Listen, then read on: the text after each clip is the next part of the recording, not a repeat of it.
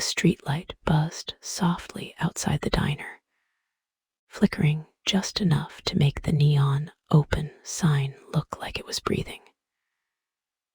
Inside, a man with silver stubble and knuckles like old walnuts stirred his coffee for the 15th time without taking a sip. The waitress name tag crooked. Reading Jan watched him from behind the counter while chewing gum loud enough to punctuate the silence between Johnny Cash songs. Watched him from behind the counter while chewing gum loud enough to punctuate the silence between Johnny Cash songs. "You gonna drink that or baptize it?" she finally asked, nodding at his cup. The man looked up, as if noticing her for the first time. "It's too hot," he muttered, though steam hadn't risen from the mug in 20 minutes. Jan smirked and wiped her hands on her apron. "Buddy, if you're waiting for something to cool down in this town, you're gonna die thirsty." Across the room, a payphone rang. Not the electronic chirp of a cell, but the old metallic jangle that cuts through a room like a key in a lock. Both of them turned toward the sound. Nobody moved to answer it. After the 4th ring, the man stood slow, like his joints were full of gravel, and walked over. He lifted the receiver, said nothing, just listened. Jan couldn't hear the voice on the other end, but she saw his fingers tighten around the phone cord, the way his shoulders dropped half an inch like a marionette with its strings loosened. When he hung up, he didn't return to his coffee. He just stood there, staring at the wall like it had whispered a secret he couldn't unhear. "Bad news," Jan ventured, popping her gum. The man dug into his coat pocket, a slow, deliberate motion, and tossed a crumpled 5 onto the counter. His keys followed with a dull clatter. "Keep the change," he said, voice thinner now. Rain started pinging against the diner's windows as he pushed through the door, vanishing into the wet dark without his car keys.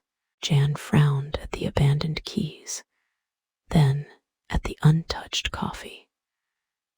The diner's lights buzzed louder suddenly, like they were trying to tell her something. She reached for the receiver out of habit, listening to the dial tone hum in her ear like a held breath. Outside, a shadow moved across the parking lot, too fast to be the old man, too deliberate to be the wind. Jan dropped the phone. It hit the counter with a plastic crack, swinging wildly on its cord as she reached for the baseball bat they kept under the register. The payphone rang again, and this time she knew better than to answer. Across the street, a flicker of movement, a figure under the shuddering streetlight, distorted by the rain-streaked glass. It could have been mistaken for a trick of the light, if not for the way the shadows pooled around it. Too thick, too still. The diner's door groaned open without anyone touching it. A gust of cold air carried the scent of wet asphalt and something metallic, like old pennies. "Hello," Jan called out, gripping the bat tighter. The Johnny Cash record skipped, needle dragging across vinyl in a sudden, staticky loop. The lights dimmed. The neon sign outside buzzed, flickered, and died.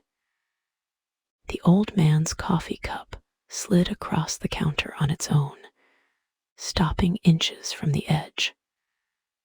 The black liquid inside wasn't steaming anymore. It was perfectly still, so still it looked solid, like pooled ink. A slow drip fell from the ceiling into its center, sending ripples across the surface. And that's when Jan saw it. The reflection in the coffee wasn't hers. It was a pair of eyes, wide and unblinking, staring up from the depths. She didn't scream. She didn't breathe. She just leaned in slowly, close enough to see the reflection's lips move. No sound came out, but she felt the words in her molars, in the roots of her teeth. You should have answered the phone. The coffee rippled violently, sloshing over the rim, and the diner's lights surged back on with a pop. The Johnny Cash record resumed like nothing had happened. Jan was alone. The payphone's receiver dangled midair, swaying gently. The $5 bill on the counter was gone. In its place, a Polaroid facestone, edges curling. Jan flipped it over with trembling fingers. The photo showed the diner's empty booth, except it wasn't empty. Something sat there, its outline smudged, like the camera had tried and failed to capture it. Handwritten on the bottom, in shaky script, "You're next." Outside, the streetlight went out with a final, sputtering hiss. Jan's breath fogged the diner's window as she pressed her forehead against the glass, scanning the parking lot. Rain drilled into the asphalt, pooling in the hollows where tires had worn grooves over the years. The shadow from earlier was gone, or maybe it had never been there at all. A wet thump hit the diner's roof. Then another, like something heavy crawling across the shingles. The baseball bat trembled in her grip as she backed toward the counter, her hip knocking the abandoned coffee cup. It tipped over, black liquid spreading like a stain like fingers reaching for her. The payphone erupted into a shrill, endless ring. Not the usual cadence. One continuous scream of metal. Jan's pulse hammered in her throat. She grabbed the dangling receiver, ready to yank the cord from the wall. But the second her fingers touched it, the ringing stopped. Silence. Then, from the receiver, a wet, rhythmic sound, breathing, ragged, close. Something scraped against the diner's back door, long, slow drags, like claws testing the metal. Jan's gaze darted to the security monitor in the corner, its grainy feed showing the alley behind the diner. The screen fizzed with static. She caught glimpses. A hunched shape, too tall, limbs bending in ways that made her stomach lurch. The Polaroid on the counter twitched, flipped itself face up. The smudged figure in the booth was clearer now, its mouth stretched wide in a soundless laugh. The handwritten words at the bottom darkened, fresh ink bleeding into the paper. Look up. The ceiling creaked. A single drop of something thick and dark plopped onto the counter between her fingers. Jan didn't look up. She bolted for the door, sneakers squeaking on the linoleum, but the handle wouldn't turn. Locked from the inside.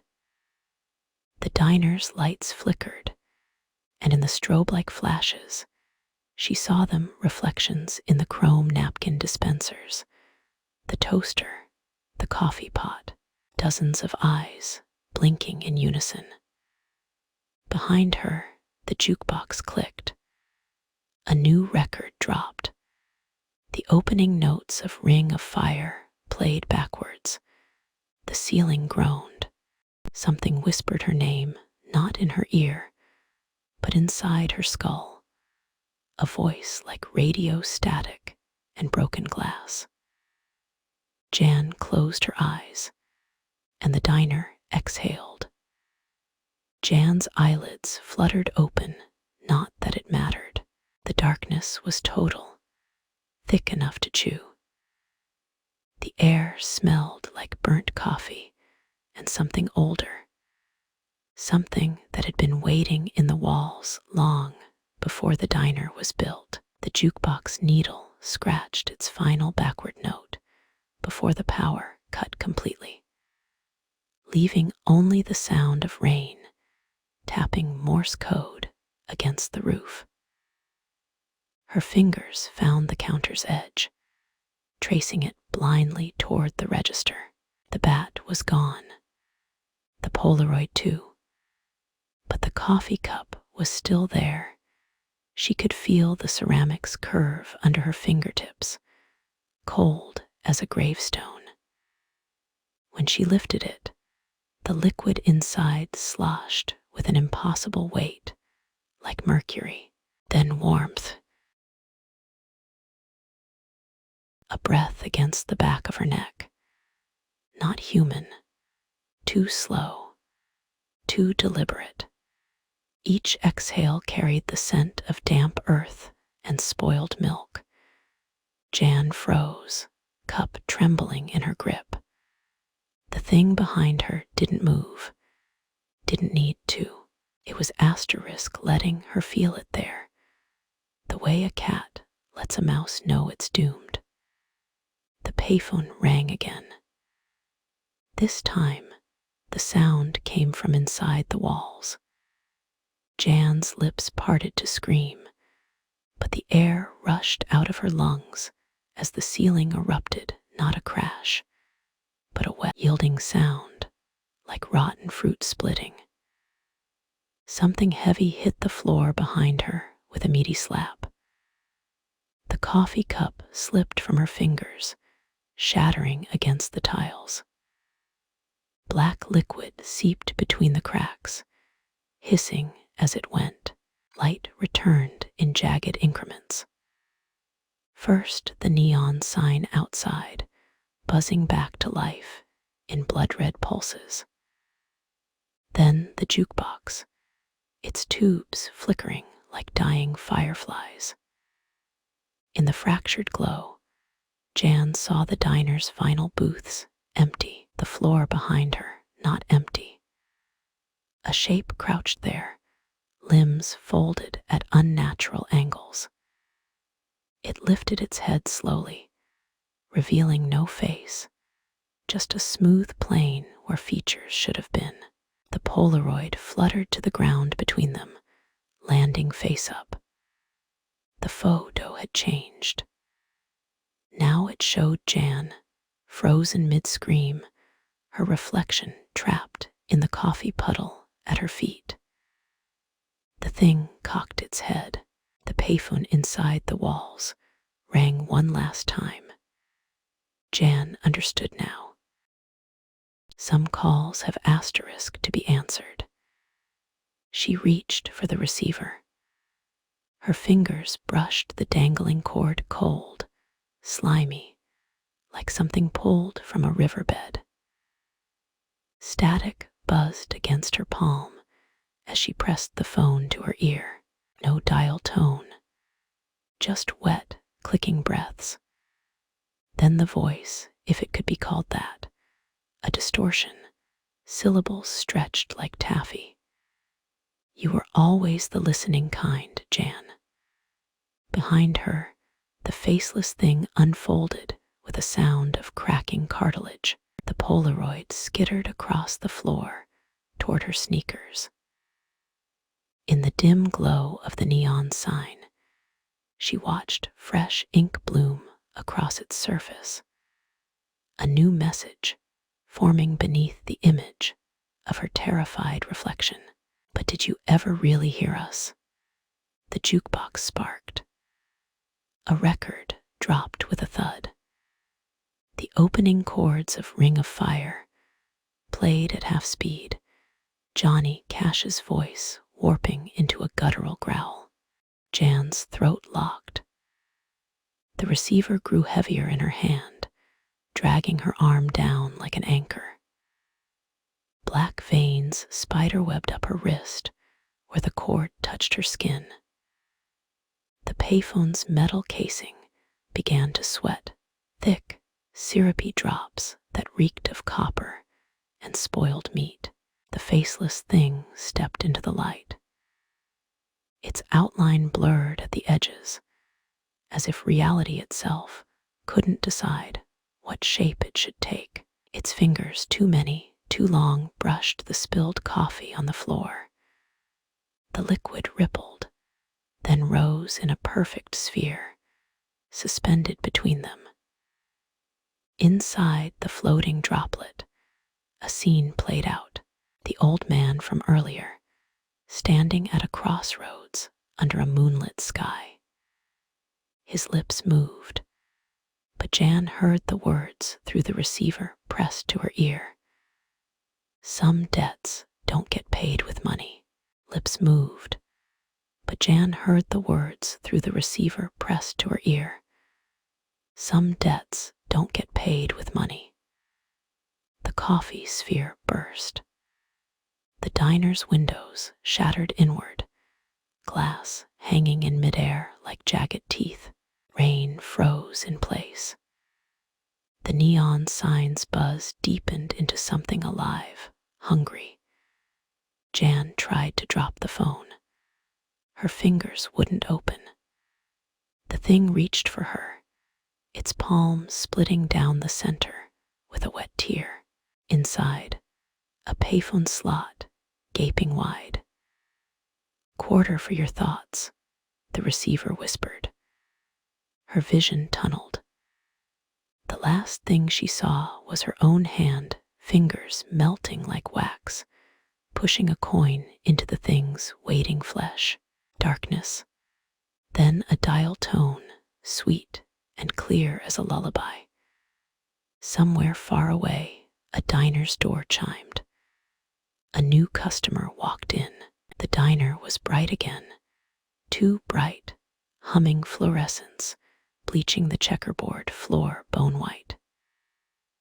The rain outside had stopped mid-fall. Droplets suspended in the air like beads on a broken necklace. Jan stood behind the counter, apron crisp, gum snapping between her teeth. No memory of black veins or melting fingers. Only the faintest ache in her wrist when she reached for the coffee pot. The door chimed. A woman in a red trench coat slid into the booth by the window, her gloves peeling off finger by finger to reveal nails painted the same shade as drying blood. Jan didn't recall walking over, but suddenly she was there, order pad in hand, pen poised. "You look like you've seen a ghost," the woman said, voice honeyed with something Jan couldn't place. Her smile didn't reach her eyes, pupils dilated, so wide the irises were swallowed whole. "Coffee," Jan heard herself say, as if reading from a script. The woman laughed, a sound like ice cracking underfoot. "Oh, I don't drink coffee." She tapped the tabletop with one nail. "But he does." Jan followed her gaze to the empty seat across from her. The vinyl squeaked under invisible weight. A shadow pooled where no light should have been blocked. Behind the counter, the payphone rang. Once, twice. The woman tilted her head, watching Jan with the intensity of a cat at a mouse hole. "Aren't you going to get that?" Jan's feet moved on their own. The receiver was already in her hand before she realized she'd picked it up. The voice on the line was familiar, rough, weathered, the old man from before. "Don't serve them," he whispered, urgent. "That's how they get in." Static swallowed the last word. The line went dead. Jan turned back to the booth. The woman was gone. In her place, a Polaroid face-down on the table, still developing. The jukebox needle skipped, Johnny Cash warbling the wrong lyrics. I fell into a circle of the lights flickered. When they steadied, the woman was behind the counter now, pouring coffee into the old man's abandoned cup. Steam rose in spirals, forming shapes, a hand, a face, a screaming. Too late, the woman sang, pushing the cup toward the empty space across from her. The coffee trembled. A single drop splashed over the rim. Outside, the frozen raindrops began to fall again. One hit the window like a tap from a fingernail, then another, and another. The tap became a knock. The knock became a rhythm, 3 quick, 2 slow, matching the pulse, suddenly throbbing in Jan's temples. The woman in red drummed her nails against the counter in perfect sync, her smile widening with each raindrop's impact. The Polaroid on the table twitched, edges curling black as if held to a flame. Jan's fingers tightened around the receiver. The cord slithered against her wrist, warm and alive. Static fizzed through the line, resolving into whispers, not words, but numbers. A countdown. 6, breathed a child's voice. 5, sighed a smoker's rasp. The woman tilted her head, listening, her pupils swallowing the diner's light hole. Under the booth, the shadow stretched. Not across the floor, but up the wall, spreading like a stain in reverse. The vinyl seat creaked. The coffee cup trembled, liquid vibrating into a perfect spiral. Jan tried to step back, but her shoes fused to the linoleum, soles melting into sticky puddles of tar. 4, croaked the receiver, the old man's voice now, wet and broken. The jukebox needle screeched across the record, a sound like bones grinding. The woman reached across the counter, her sleeve riding up to reveal flesh stitched with payphone slots, each one stuffed with grimy quarters. Jan's breath hitched. The shadow in the booth leaned forward, revealing a single feature, a mouth, impossibly wide, lined with teeth like shattered piano keys. 3, it said, voice thick with clotted honey. The Polaroid flipped itself over. The image showed Jan's reflection in the coffee, but her eyes were gone, replaced by swirling void. Outside, the streetlight buzzed back to life, casting the parking lot in sickly amber. Figures stood motionless between the frozen raindrops, dozens of them, all watching through the diner's glass. Their faces were smooth, blank, hungry. The woman pressed a quarter into Jan's palm. The metal burned, branding her skin with the faint outline of a phone dial. 2, she whispered, lips brushing Jan's earlobe. The receiver dissolved into black sludge, oozing between Jan's fingers. The countdown voices overlapped now, a chorus of strangers screaming the final number into her vein. The diner's door chimed. Jan turned. The old man stood there, car keys dangling from his fist. His eyes were full of storm clouds. "Run," he mouthed. Above them, the ceiling cracked open with a sound like a ribcage splitting. The jukebox played the last note. 1,